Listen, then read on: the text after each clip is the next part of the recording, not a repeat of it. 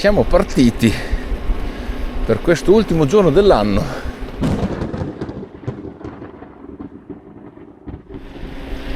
Ecco, ingresso a Bologna. Ecco, di sicuro città pura, ciclabile, o una bicicletta muscolare o una urban e-bike, ragazzi. Il resto non serve, ve lo dico subito.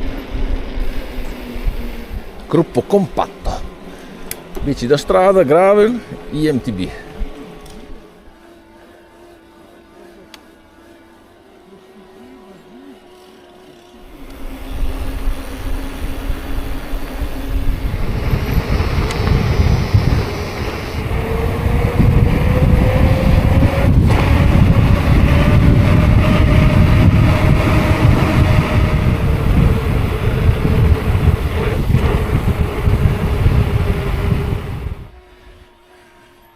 Qui iniziamo dal punto fondamentale della vostra IMTB, diciamo motore, sicuramente un 2025 con i motori potentissimi. Io sinceramente ci penserei a metterlo su, perché comunque ti dà quella spinta in più, non hai l'obbligo di utilizzarlo, è chiaro, certi componenti si usano più velocemente, però ogni tanto avere quel supporto lì dei 100 Nm secondo me è un bel vantaggio. Vi ripeto, lo usate anche una volta solo durante il vostro giro, fa lo stesso, però ce l'avete, e tutta la tecnologia che comunque comporta quell'aumento di potenza secondo me è ripagata da quanto vi divertite. Quindi motore almeno 100 Nm, per me è approvato. E con il motore aggiungo i nuovi pacchi batteria che almeno vi portano a un 800 watt, che insomma allungano di molto ma molto i vostri giri. Chiaro, io ho un 700, mi accontento, ma come vi ripeto sempre, il peso influisce tanto, avere tanta batteria vi aiuta di sicuro. Quindi motore e batteria 2025 secondo me è un grande sì. Molto Silent Hill, però qua sopra è bellissimo.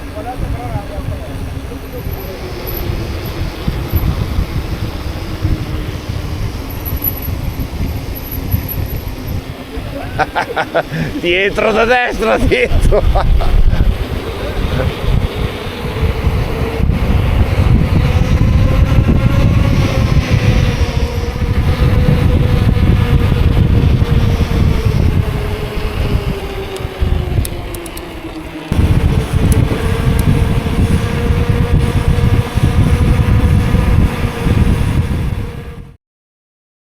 Con un fievole sole vi do il terzo punto, che secondo me è un grande sì, che voglio dire Specialized aveva già risolto tanti anni fa. Comunque finalmente display e-bike qua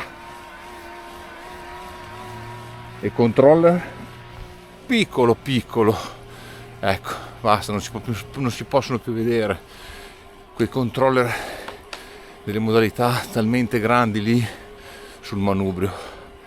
Ragazzi, vi faccio vedere una cosa così, eccoci, siamo arrivati a San Luca. Quindi schermettini secondo me meravigliosi, ognuno ha le sue peculiarità, DJI, Bosch, Specialized, però finalmente tutti integrati lì. Ci mette anche Pinion e soprattutto ecco, un manubrio pulito, non abbiamo più né qui e nemmeno qui sopra degli schermi che possono in caso di caduta rompersi. Poi chiaro, ogni schermettino, ogni costruttore ha fatto delle scelte diverse, chi l'ha voluto touch, chi l'ha voluto un po' più piccolo e a colori, qualcuno l'ha voluto grande ma non touch, insomma quella è una scelta che ognuno di voi deve decidere quale fa più per lui. Personalmente sono contento che abbiano attivato praticamente tutte le case, o la maggioranza delle case, questa soluzione. Era ora. Quindi nel 2026 si dovrebbe vedere solo di biciclette così composte.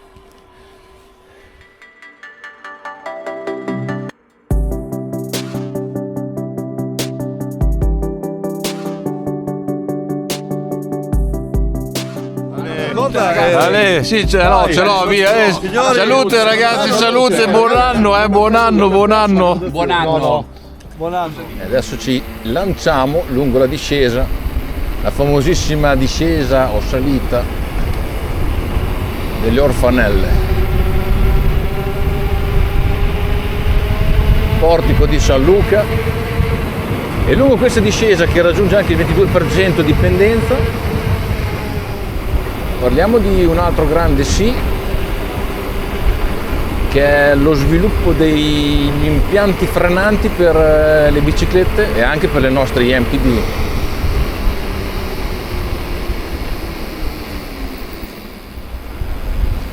Quest'anno Shimano ha portato tutto nuovo, ma comunque parliamo di grande conferma di SRAM con i suoi Maven, perché sembrano davvero l'impianto frenante preferito dalla maggioranza dei ciclisti off-road.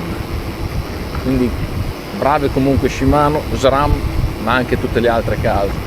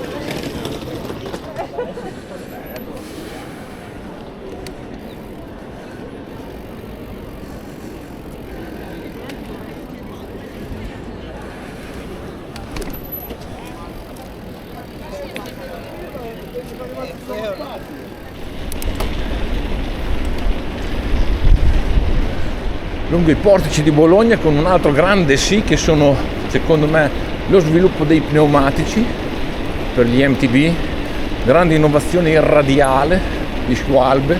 Secondo me altre case prenderanno questa strada, vedremo il 2026, però complimenti perché l'innovazione sulle gomme dai MTB sono davvero fondamentali. Questo secondo me è un grande sì. Da qua vi parlo velocemente dei due grandi no del 2025, che secondo me sono sicuramente i prezzi delle e-bike esplosi, ma di questo ne abbiamo già parlato a sufficienza. E poi secondo me le sospensioni, nel senso, abbiamo visto soprattutto per gli IMTB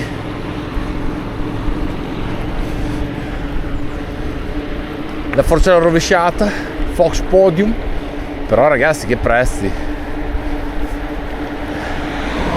Probabilmente questa innovazione ci vuole, ma a certi prezzi non è che tutti sono disposti a spendere così tanto, quindi secondo me è un no. Bisogna secondo me affinare quello che esiste già. Parliamo dei cambi wireless che porta una grande pulizia del cockpit, non è più appunto i cavi, e quindi insomma all'occhio è un bene chiaramente, però è un cambio wireless che magari costa tanto, è un cambio wireless che ha bisogno dell'elettronica, ha bisogno di un telefono per essere aggiornato, ha bisogno magari di batteria, quindi si vedono anche problemi di contatto, cambi che magari impazziscono. Ecco, beh, io ve lo dico proprio chiaramente, sono un amante più del cavo. Ringrazio SRAM che ha fatto i nuovi cambi nuovamente con il cavo, chiaramente materiali più adatti magari agli e-bike, per cercare di non cambiare continuamente la trasmissione, però anche chiaramente prezzi che aumentano sempre di più, e il cambio wireless ha dei prezzi veramente estremi. Quindi voi vi trovate un cambio wireless sopra la vostra bicicletta, quando andrete a cambiare i componenti, ecco, il conto sarà salato. E quindi secondo me, non so se vale la candela, non so se vale sostituire un cavo per avere un cambio wireless, ecco, diciamo così. Poi ci aggiungiamo il fatto di questi cambi automatici, perché insieme al wireless ci mettiamo che le case stanno aggiungendo l'opportunità di avere la funzione automatica del cambio, la possibilità di avere un cambio che durante la discesa sposta il cambio in maniera tale da essere già pronti per la successiva salita senza il bisogno di pedalare, che può essere sicuramente un pro, ma a che prezzo? È quello il problema è sempre quello, valutano il prezzo delle MTB elevato e gli continuiamo ad aggiungere della roba tecnologica che sicuramente non ti regalano. Quindi voi che cosa ne pensate? Questo secondo me è un sì o un no, perché il cambio wireless secondo me, visto in una visione di pulizia, è sicuramente un pro, anche fluidità di cambiata, se funziona è veramente galattico, ma a che prezzo? Problematiche, aggiornamenti software che non funzionano, ulteriori cavi per attaccare appunto il cambio alla batteria magari della e-bike, oppure a una batteria esterna, problemi di contatti, ecco, insomma è un punto che non riesco ancora a decifrare in questo 2025. Nel 2026 vediamo se viene fuori qualcos'altro di nuovo, staremo a vedere. Io comunque ragazzi vi rinnovo i miei auguri per un felice 2026 e noi ci vediamo al prossimo video. Ciao ragazzi!